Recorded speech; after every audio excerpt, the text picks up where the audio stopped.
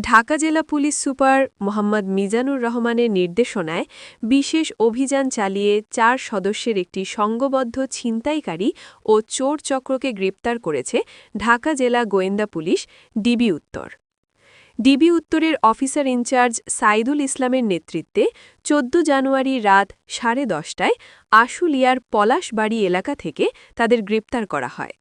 গ্রেপ্তারকৃত আসামিরা হল গাজীপুর জেলার জয়দেবপুর থানার কাতুরা এলাকার সেলিম হোসেনের ছেলে মোহাম্মদ সোহেল রানা এবং একই এলাকার কাঞ্চন মিয়ার ছেলে রাজু মিয়া, রংপুর জেলার পীরগঞ্জ থানার কাশিমপুর এলাকার লিয়াকত আলীর ছেলে মোহাম্মদ রাখু মিয়া, পটুয়াখালী জেলার দশমিনা থানার আইল্লাপুর এলাকার মৃত আশরাফ মৃধার ছেলে সাইদুর মৃধা।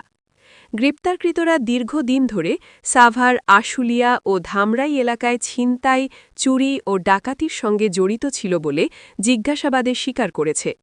আশুলিয়া থানার একটি মামলায় তাদের গ্রেপ্তার দেখিয়ে বিজ্ঞ আদালতে পাঠানো হয়েছে।